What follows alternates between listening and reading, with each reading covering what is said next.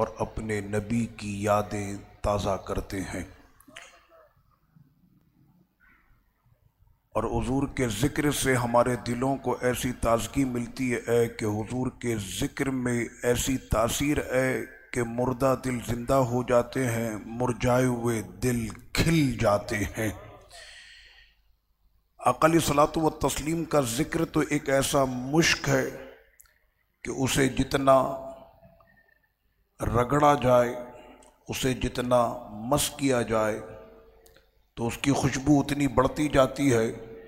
جیسے جیسے میرے سرکار کے وصال شریف کے دن بڑھتے جا رہے ہیں، 1400 سال کے بعد پھر 1500 سال پھر 1600 سال، تو جیسے جیسے یہ دن بڑھتے جا رہے ہیں میرے حضور کا ذکر کم نہیں بلکہ ان کے مشک کی خوشبو اور جہاں میں پھیلتی چلی جا رہی ہے۔ سیدنا ابو بکر صدیق رضی اللہ تعالی عنہ، آقا کریم صلی اللہ علیہ وسلم کے وہ پیارے صحابی کہ جن کو صحابیت میں پہلا درجہ ملا، نبی اور رسول کے بعد پورے جہاں میں جو سب سے افضل ہے وہ سیدنا ابو بکر صدیق رضی اللہ عنہ ہے۔ وجہ کیا؟ وجہ یہ ہے کہ حضور پر سب سے پہلے ہر اعتبار سے، حضور کے قول پر، حضور کے حکم پر، حضور کی چاہت پر، حضور کے دل میں اٹھنے والی خواہش پر سب سے پہلے اگر کوئی عمل کرتا تھا تو وہ ابو بکر صدیق تھے۔ آقا علیہ الصلوۃ والتسلیم نے پھر ان کو اتنے تمغے عطا کیے، صدیق اکبر کے کارنامے اتنے زیادہ ہیں کہ تمہاری میٹل بنانے کی فیکٹری کم پڑ جائے گی، صدیق اکبر کے کارنامے اس سے زیادہ ہیں، اتنے تمغے ان کو ملے۔ اور صدیق اکبر رضی اللہ عنہ سے کوئی پوچھے کہ آپ کو رتبے مرتبے مقام کہاں سے ملے تو جواب یہی ہوگا، میں جب جب اپنے نبی پر قربان ہوتا تھا تب تب میرا رب مجھ کو انعام دیتا تھا۔ میں نے حضور کی معراج کی تصدیق کی تو رب کریم نے مجھ کو صدیق کا لقب دیا۔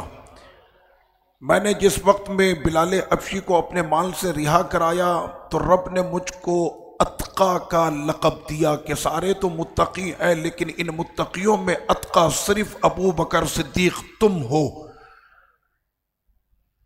یہ وہ لوگ ہیں کہ جو آقا علیہ الصلوۃ والتسلیم کے ساتھ ہمہ وقت رہتے۔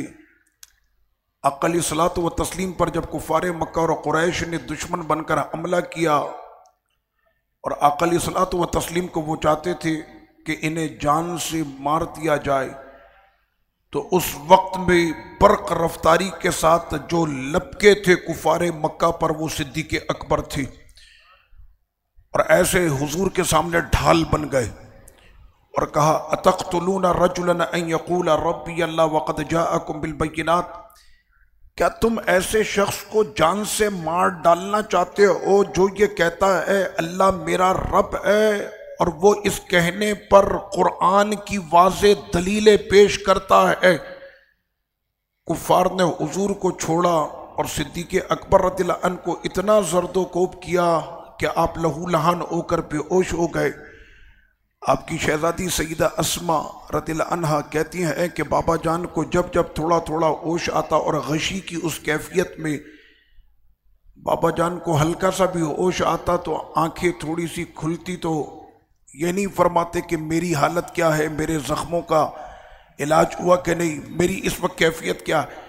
وہ جب جب ان کی آنکھ کھلتی تو ایک ہی بات ان کی زباں پر ہوتی تھی، یہ بتاؤ میرے محبوب آقا کیسے ہیں؟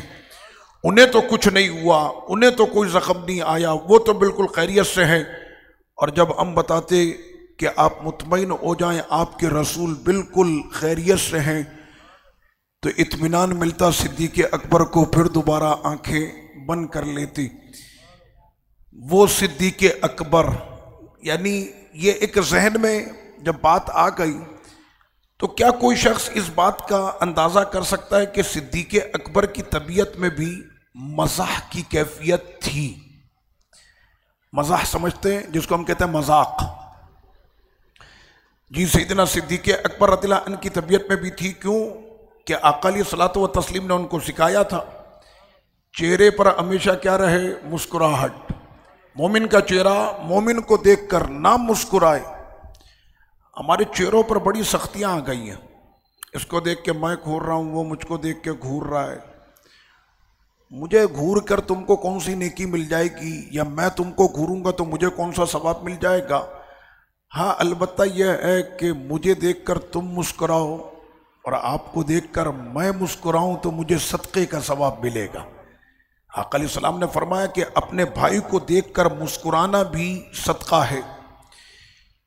تو صحابہ کرام علیہم الرضوان کے چہروں پر ہر وقت مسکراہٹ ہوتی تھی، اور آقا علیہ الصلوۃ والتسلیم کے یہ پیارے سیدنا ابوبکر صدیق رضی اللہ عنہ، ان کو کیا شرف ملا کہ جہاں پر بھی بیٹھتے تھے تو حضور کے ساتھ بیٹھتے تھے۔ یہ مقام ہے صدیق اکبر رضی اللہ عنہ کا۔ پوچھا کسی نے ابوبکر صدیق سے کہ زندگی کی آپ کی تمنا کیا رہی، تو انہوں نے کہا، ہمارے یہاں بھی لوگ اپنی تمنا بتاتے ہیں، کسی بوڑھے انسان سے آپ پوچھیں عمر رسیدہ سے، بھائی تمہاری کیا تمنا ہے؟ بس آخری پوتے کے سر پہ سہرا دیکھ لوں، اور وہ جو فلاں میرا پلاٹ ہے وہ صحیح قیمت پر فروخت ہو جائے، معاملہ کورٹ میں چل رہا ہے، دعا کیجئے گا کہ وہ کیس میں جیت جاؤں، پلاٹ میرے ہاتھ آ جائے۔ توجہ ادھر رکھیں۔ تو یہ اس طرح کی باتیں ہمارے لوگ کرتے ہیں۔ سیدنا صدیق اکبر رضی اللہ عنہ سے جب کسی نے پوچھا کہ آپ کی تمنا کیا ہے، سنیں صدیق اکبر کی تمنا، کہنے لگے میری تمنا تو یہی ہے کہ جب بھی جہاں پر بھی بیٹھوں تو سامنے میرے جمال مصطفیٰ ہو، اور آنکھ میری اٹھے اگر دیکھنے کے لیے تو سامنے ذات مصطفیٰ ہو، اور میری جیب میں جتنا مال ہے یہ سارا مال میرے نبی پر فدا ہو۔ ہاں یہ تین تمنا انہوں نے کی، آنکھ اٹھے تو رسول کو دیکھوں، بیٹھوں تو سامنے رسول ہو، مال ان پر فدا۔ یہ صدیق اکبر رضی اللہ عنہ آقا علیہ الصلوۃ والتسلیم کے برابر میں بیٹھے، خوشی کا کوئی موقع تھا اور صحابہ مسکرا رہے تھے، اور کیوں نہ مسکرائیں، جس محفل میں حضور آ جائیں اس سے بڑھ کر خوشی کی محفل اور کون سی ہو سکتی ہے۔ سنا ہے آپ ہر عاشق کے گھر تشریف لاتے ہیں، میرے گھر بھی ہو جائے چراغا یا رسول اللہ صلی اللہ علیہ وسلم۔ رمضان کی مبارک گھڑی ہے، سرکار کا کرم ہو گیا تو بالائے کرم ہو جائے گا۔ صدیق اکبر رضی اللہ عنہ کھجور کھائیں، اور جب گٹھلی نکلے تو وہاں پر رکھے جہاں پر حضور نے اپنی کھجور کی وہ گٹھلیاں بیجیں وہ رکھی۔ جب کافی ساری وہاں پر صدیق اکبر رضی اللہ عنہ کی بیجیں جمع ہو گئیں تو آقا علیہ الصلوۃ والتسلیم سے صدیق اکبر کہنے لگے، اور یہ ملکہ بھی صدیق اکبر ہی کا تھا، کہ حضور کے سامنے اگر بات کرنے کی کسی میں ہمت تھی تو یا تو صدیق اکبر تھے یا فاروق اعظم تھے۔ یہ دو تھے کہ یہ حضور سے بات کیا کرتے تھے، اور حضور گفتگو کرتے وقت ان دونوں پر نظر رکھتے تھے، اور یہ دونوں حضور کی طرف دیکھتے تھے، سنتے سمجھتے سب تھے، لیکن حضور کی نظروں کا جو مرکز تھا وہ ابو بکر اور عمر تھے رضی اللہ عنہما۔ آقا علیہ الصلوۃ والتسلیم سے صدیق اکبر رضی اللہ عنہ کہنے لگے، یا رسول اللہ صلی اللہ علیہ وسلم، ماشاءاللہ آج آپ نے دل کھول کر کھجوریں کھائی ہیں، حالانکہ اپنی بیجیں بھی ڈالی ہوئی تھی انہوں نے۔ حضور آج آپ نے کھجوریں دل کھول کر آپ نے کھائی ہیں، دیکھیں کتنی ساری بیجیں جمع ہو گئیں۔ کن کو کہا؟ سرور کونین کو۔ تو آقا علیہ الصلوۃ والتسلیم نے کوئی برا نہیں مانا، مسکرائے، فرمایا ابو بکر ہم نے تو بیجیں پھر بھی رکھی ہیں، تم تو کھجور بیجوں کے ساتھ ہی لگتا کھا گئے ہو، تم تو کھجور بیجوں کے ساتھ ہی کھا گیا، ہماری بیجیں تو سامنے رکھی ہیں، تمہاری بیجیں کہاں ہیں؟ تو اس طرح سے آقا علیہ الصلوۃ والتسلیم مزاح بھی فرمایا کرتے تھے، یہاں تک کہ حضور سیدنا صدیق اکبر رضی اللہ عنہ کے کاشانے پر آقا علیہ الصلوۃ والتسلیم تشریف لائے، عید کا دن تھا۔ پتہ یہ چلا کہ حضور عید کے دن اپنے غلاموں کے یہاں تشریف لاتے تھے، تو عید کے دن اپنے پیاروں سے ملاقات کرنے کے لیے جانا یہ بھی میرے نبی کی سنت ہے۔ عید کا دن تھا، آقا علیہ الصلوۃ والتسلیم تشریف لائے۔ عرب کے اندر آپ جانتے ہیں کیا عادت ہے، عرب میں عید کے دنوں میں بغیر بتائے کوئی بھی کسی بھی وقت آپ کے گھر آ سکتا، اچھا وہاں پر آنے والے مہمانوں کی تعداد، یعنی ابھی آپ بیٹھے ایک شخص آیا، پھر 5 منٹ کے بعد دوسرا آیا، پھر تیسرا آیا، پھر چوتھا. اچھا میرے ساتھ مسئلہ یہ کہ ملک شام دمشق میں میرے خود اپنے اتنے اساتذہ علماء، ان سے ملاقاتیں، بزرگوں کے یہاں جانا، تو میں تو اپنے گھر میں خود نہیں ہوتا تھا، تو میرے گھر آنے والے مہمان بعد میں مجھے فون کر کے شکایت کرتے تھے کہ بھائی تمہارے گھر پہ جب آؤ تم سے ملاقات نہیں ہوتی. تو میں نے کہا مجھے آپ فون کر کے آ جایا کریں تاکہ ملاقات ہو جائے. تو وہ کہنے لگے کہ عید کے دنوں میں فون کر کے ملاقات نہیں ہوتی، عید کے دن اچانک سرپرائز ملاقات ہوتی ہے. اچانک کسی کے بھی گھر پہ آپ چلے جائیں، عید ہے تو خوشی بانٹنے میں کوئی حرج نہیں. تو میں ان سے یہ کہتا تھا کہ بھائی مجھے آپ معاف کریں اور میری معذرت قبول کریں، کیونکہ جس طرح آپ مجھ سے ملنے کے لیے آتے ہیں میں اپنے بزرگوں سے ملنے کے لیے گیا ہوتا ہوں، یا پھر میں کسی مزار پر میں ہوتا ہوں. عید کے دن میں ایسے اپنے آپ کو مصروف رکھتا تھا، یا تو اپنے موجودہ بزرگوں کے قدموں میں جا کر بیٹھنا، یا جو اپنی قبروں میں چلے گئے ان کے مزاروں پہ جا کے بیٹھنا. اپنی عید ملک شام میں ایسے ہی گزرتی تھی. تو سیدنا صدیق اکبر رضی اللہ عنہ نے سنا کہ 2 باندیاں آپس میں بہت زیادہ ہنس رہی ہیں، فصاحت اور بلاغت کے ایک دوسرے کو شعر پڑھ پڑھ کے سنا رہی ہیں، اور سرور کونین وہاں پر موجود تھے اور ان کے مسکرانے اور ہنسنے کی آوازیں وہاں تک آ رہی تھی. صدیق اکبر رضی اللہ عنہ اب جلال میں اٹھے اور جانے کے بعد ان دونوں باندیوں کو، کنیزاؤں کو ٹھیک ٹھاک جو ہے وہ غصے میں آپ نے سنا ڈالی. آقا علیہ الصلوۃ والتسلیم کے پاس واپس آئے تو حضور علیہ الصلوۃ والتسلیم نے فرمایا ابو بکر پتہ ہے آج عید کا دن ہے، منانے دو نا ان کو بھی خوشیاں. وہ آپس میں اپنے دل کی کچھ باتیں کر کے اپنے غموں کو دور کر رہی، اپنے دل کو بہلا رہی، فصاحت اور بلاغت کے کچھ شعر وہ آپس میں سنا رہی. تو ان کو خوشی منانے سے کیوں روکتے ہو؟ میری اجازت ہے کہ ان کو خوشی منانے دی جائے. آقا علیہ الصلوۃ والتسلیم خوشی منانے کا بھی حکم فرماتے، لیکن کون سی خوشی؟ جائز خوشی، کہ اگر جائز طریقے سے وہ اپنی کوئی خوشی مناتے ہیں تو اس میں کوئی حرج نہیں ہے. سیدنا عمر بن خطاب رضی اللہ تعالی عنہ، اب آپ کہیں گے کہ مولانا بس صدیق اکبر تک تو ٹھیک تھا کہ وہ نرم دل اور نرم طبیعت کے تھے، کیا عمر بن خطاب بھی مذاق کرتے تھے، مزاح فرماتے تھے؟ یہ کیسے ہو سکتا ہے؟ حضور نے جو کام کیا وہ حضور کا ہر غلام کرے گا. جب آقا نے مزاح کیا ہے تو ہم کیوں نہیں کریں؟ سیدنا عمر بن خطاب رضی اللہ عنہ، ان کی ایک باندی ہے. اب جیسے فاروق اعظم کے جلال کا یہ عالم ہے نا، عورت حمل سے ہے، پریگننٹ ہے، اس کو صرف اتنا کہا کہ عمر کی بارگاہ میں آپ کو پیش ہونا ہے، انہوں نے آپ کو بلایا ہے. عمر کا نام سنتے ہی اس عورت کا حمل ساقط ہو گیا. یہ روب تھا سیدی فاروق اعظم کا، یہ جلال، جنہیں دیکھ کے میرے حضور فرمائیں کہ شیطان راستہ چھوڑ کے بھاگ جائے تو انسان کی پھر کیا مجال ہے.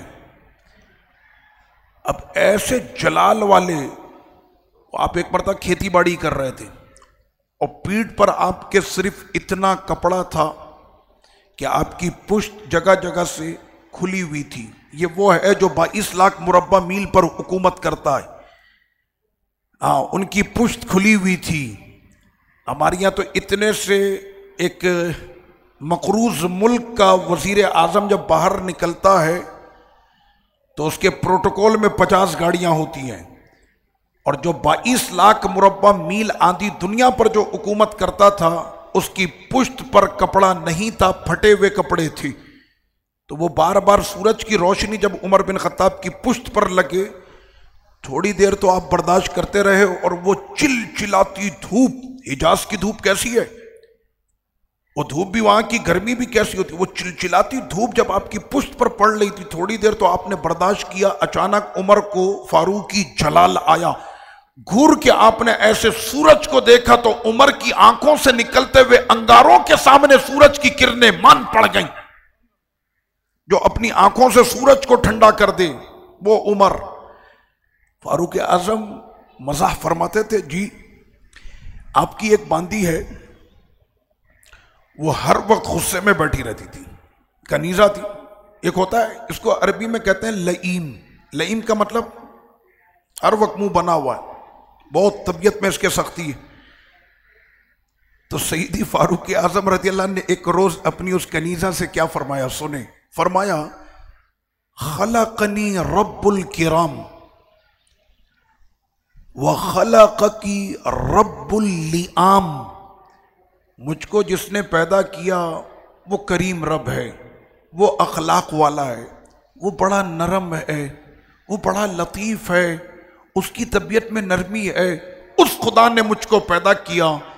لیکن تجھ کو جس نے پیدا کیا ہے وہ بہت ہی سخت ہے اور بہت ہی سخت طبیعت والا، مزاج میں اس کے بہت سختی ہے، وہ شدید العقاب ہے۔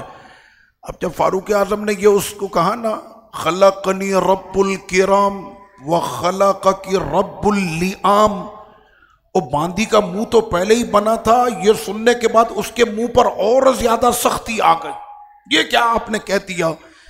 تو سیدی فاروق اعظم رضی اللہ عنہ نے اب اس کا دل رکھتے ہوئے کیا فرمایا، عمر کے سامنے کون منہ بنا سکتا اور عمر کے سامنے کون بھویں چڑھا سکتا ہے؟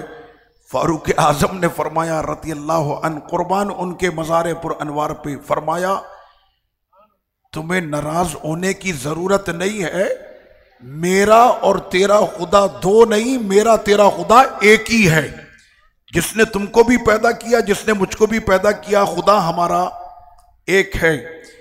تو اب اس پر وہ مسکرانے لگی، اور اصل میں یہ تھا کہ جو غصے کی ایک کیفیت ہے اس کو ختم کرنا۔ تو صحابہ کرام علیہم الرضوان اس طرح کے معاملات ہوتے۔ اب میں آپ کو ایک ایسا واقعہ سناتا ہوں اس حوالے سے کہ آپ کہیں گے ایسا معاملہ بھی ہوا؟ جی جناب ہوا۔ سیدنا ابو بکر، سیدنا سویبت بن حرملہ، یہ بدری صحابی ہیں۔ سویبت نام یاد کر لیں، آپ کو اللہ پاک بیٹا عطا کرے تو نام رکھیے گا سویبت۔ بھائی ایک نیا نام ہے نا، پبلک کو نئی چیز چاہیے ہوتی ہے۔ سویبت صحابی کا نام ہے، اور صحابی بھی کون؟ بدری۔ آپ کو پتا ہے بدری میں جو کر رہا ہوں، میرے سرکار نے غزوہ بدر کے بعد فرمایا کہ بدر میں جتنے بھی شامل ہوئے تھے آج کے بعد یہ جو کچھ کرتے رہے سارے بدری بخشے ہوئے ہیں۔ دنیا میں بخشے ہوئے لوگ دیکھنا ہے، بدری بخشے ہوئے ہیں، بدری بخشے ہوئے ہیں۔ تیسرے صحابی کون ہیں؟ نعیمان بن عمرو الانصاری، جن کا ذکر میں نے کل کیا تھا آپ سے، جن کا لقب تھا حضور کو ہنسانے والا۔ کل آپ کے سامنے کیا تھا نا وہ اونٹنی ذبح کر کے جو معاملہ ہوا۔ یہ تینوں نکلے اور یہ جا رہے تھے سفر پر، تجارت کا یہ سفر تھا، اور ان کا پہنچنا کہاں پر تھا؟ بصرہ، شام۔ شام کا یہ وہ شہر ہے کہ جس کا نام ہے بصرہ۔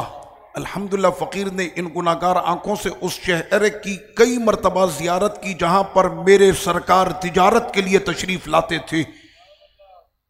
تو یہ بھی بصرہ جا رہے تھے، اور یہ بصرہ مرکز تھا اس ٹائم عرب کی تجارت کا، جیسے آپ کہہ لیں اس وقت عرب میں دبئی ہے، تو اس ٹائم پر بصرہ تھا کہ پورا عرب وہاں پر تجارت کے لیے آتا تھا۔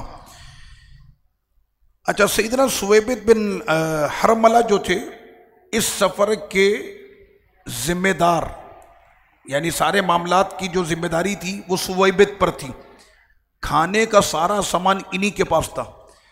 اب چلتے چلتے راستے میں لگی بھوک، صدیق اکبر رضی اللہ عنہ کسی غرض سے کسی کام سے آگے چلے گئے، فرمایا تم انتظار کرو میں آتا ہوں۔ حضرت سویبت سے نعیمان بن عمرو الانصاری نے کہا مجھے بھوک لگ رہی ہے، لاؤ کھانا۔ تو سویبت نے کہا کہ میں کھانا اس وقت تک آپ کو نہیں دوں گا جب تک کہ ہمارے سیدنا ابو بکر صدیق رضی اللہ عنہ نہیں آ جاتے، میں کھانا نہیں دوں گا۔ کہنا دیکھ لو میں اونٹنی تو ذبح کی تھی، ادھار پہ لوگوں سے لا کر حضور کو پھل کھلاتے تھے۔ کہنا ٹھیک ہے، یا تو کھانا دے دو نہیں تو پھر تیار ہو جاؤ۔ کہنا کیا کرو گے؟ کہنا دیکھو ابھی میں کیا کرتا ہوں۔ یہ وہاں سے نکلے نعیمان رضی اللہ عنہ، سامنے سے ایک قافلہ آ رہا تھا تاجروں کا، یہ سارا راستہ تاجروں کا ہی قافلے چلتے تھے، تاجروں کا ایک قافلہ روکا۔ کہنے میرے پاس ایک غلام ہے، بہترین فصاحت والی بولی بولتا ہے، صحت بھی بڑی شاندار ہے اس کی، دکھنے میں بھی بڑا حسین اور جمیل ہے، گفتگو بھی بڑی پیاری کرتا ہے، خریدو گے؟ کہنے لگے اتنا پیارا غلام ملے کون نہیں خریدے گا؟ کہنے قیمت؟ کہنے 10 اونٹنیاں۔ کہنا سودا ڈن۔ کہنا بس اس بات کا خیال رکھنا جس وقت میں تم اس کو پکڑنے جاؤ گے نا تو وہ کہے گا میں غلام نہیں ہوں، میں آزاد ہوں، اس کی بات پر کان مت دھرنا، رسی سے باندھنا اور فوری طور پر اس کو لے جانا۔ اب لیجئے جناب یہ قافلہ، اچھا یہ آ رہے ہیں 10 اونٹنیاں لے کر، تو سویبت بھی دیکھ رہے ہیں اور اتنی دیر میں صدیق اکبر بھی اب سامنے سے تشریف لا رہے ہیں۔ یہ نعمان اتنی ساری اونٹنیاں لا کہاں سے رہا ہے اور یہ پورا قافلہ پیچھے آ رہا ہے؟ آئے وہ لوگ، اچھا نعمان تھوڑا دور رک گئے، وہ لوگ آئے سیدھا حضرت سویبت کے پاس، آ کر کہا کیا حال ہے؟ آپ خیریت سے ہیں؟ ٹھیک ٹھاک، تھوڑی دیر پہلے آپ ہمارے بازار میں بک چکے ہیں، 10 اونٹنیوں کے بدلے ہم نے آپ کو خرید لیا۔ اب انہوں نے کہا وہ پاگل تو نہیں ہو گئے، اور میں آزاد انسان ہوں، مجھ کو کون بیچ سکتا ہے؟ کہنا ہاں جس نے بیچا اس نے کہا تھا یہی بیماری ہے کہ وہ اپنے آپ کو آزاد آزاد کہے گا، باندھو اس کو۔ اور انہوں نے لیا اور پورے قافلے نے مل کر سویبت کو باندھ دیا۔ اتنے میں صدیق اکبر رضی اللہ عنہ تشریف لائے، آنے کے بعد فرمایا نعمان کیا کرتا؟ سویبت کو تو نے فروخت کر دیا۔ کہنے لگے حضور میں نے ان سے کہا تھا کھانے کو کچھ دے دو، بھوک لگ رہی ہے، لیکن انہوں نے مجھے کھانا نہیں دیا تو میں نے اس کا مزہ چکھایا اور ان کو فروخت کیا۔ خیر پھر وہ اونٹ بھی واپس ہوئے اور ان کو کہا کہ بھائی ایسا معاملہ نہیں ہے۔ آقا علیہ الصلوۃ والتسلیم کی بارگاہ میں جب پہنچے تو یہ پورا قصہ حضور کے دربار میں جب سنایا ہے، 1 سال تک حضور اس بات پر مسکراتے رہے۔ وہ اصل میں کیا، ہم نے اپنے نبی کو مسکراتا دیکھنا، لیکن اس کے بعد آقا علیہ الصلوۃ والتسلیم نے پھر ایک قاعدہ مقرر کیا کہ تمہارے مذاق میں بھی جھوٹ نہیں ہونا چاہیے، تمہارے مذاق میں بھی کسی کی دل آزاری نہیں ہونی چاہیے، تمہارے مذاق میں کوئی برا مان جائے نہ ہو، تمہارے مذاق میں تکبر نہ ہو۔ بعض اوقات ہوتا ہے ہم ایسے مذاق کر جاتے ہیں کہ سامنے والے کو برا لگ جاتا ہے یا اس کی عزت نفس پر وہ مسئلہ آ جاتا۔ تلوار چھپا دی تھی ایک صحابی نے دوسرے صحابی کی، میدان سج گیا، بس وہ اس میدان میں بھی وہ ایک طبیعت میں تھی تو وہ چھپا دی۔ اب وہ بیچارے ڈھونڈ رہے میری تلوار کے بغیر میدان میں کیسے نکلوں گا؟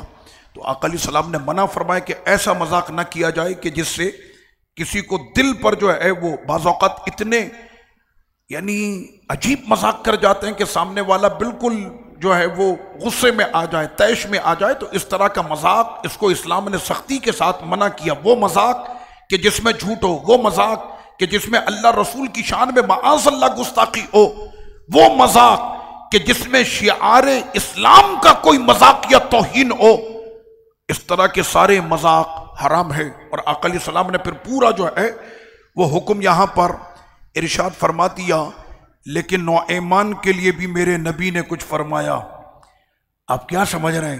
نعمان حضور کو خوش کرنے کے لیے آتے تھے، جو حضور کو خوش کرنے آئے اسے تو اللہ خوش کرتا ہے، جو اس کے محبوب کے چہرے پر مسکراہٹ بکھیرے پھر اللہ اس کو کیا عطا نہ کرے۔ آپ جانتے ہیں، حیرت ہوگی آپ کو کہ صحابہ اس طرح سے حضور کی بارگاہ میں آ کر مزاح کرتے تھے، حضور تو ان سے مزاح فرماتے تھے لیکن صحابہ بھی حضور کی بارگاہ میں آ کے مزاح کرتے۔ اور آقا علیہ السلام نے فرمایا کہ یہ ذہن میں رکھنا، ہم جس وقت تم سے مزاح بھی کر رہے ہوتے ہیں، رب کعبہ کی قسم ہے کہ اس وقت بھی ہماری زبان پر حق ہوتا ہے، ہمارا مزاح بھی حق ہے۔ کیوں کہ اس زبان سے جھوٹ نکل نہیں سکتا، اس زبان سے تو وہی بولی نکلتی ہے جو فرمان خدا کا ہوتا ہے۔ آقا علیہ السلام کی بارگاہ میں سیدنا مالک الاشجعی جب آتے تھے نا، سنے کیا کہتے تھے؟ ادخل یا رسول اللہ، سرکار میں داخل ہو جاؤں؟ تو آقا فرماتے نعم ادخل، آ جاؤ اندر آ جاؤ۔ تو وہ کیا کہتے ہیں؟ ادخل کلی ام بعدی، وہ لمبے بہت تھے تو کہتے تھے کہ حضور پورا آؤں کہ آدھا آؤں؟ تو سرکار فرماتے تھے پورا آ جاؤ۔ وہ لمبے بہت تھے نا تو وہ کہتے تھے حضور آدھا آؤں کہ پورا آؤں؟ تو سرکار فرماتے پورا آ جا بھائی، پورا آ جا۔ تو نعمان بن عمرو الانصاری کے لیے حضور نے کیا فرمایا؟ آئے ہائے، یہ لقب اگر کسی کو مل جائے قسم خدا کی اس کی تو دنیا جنت بن جائے۔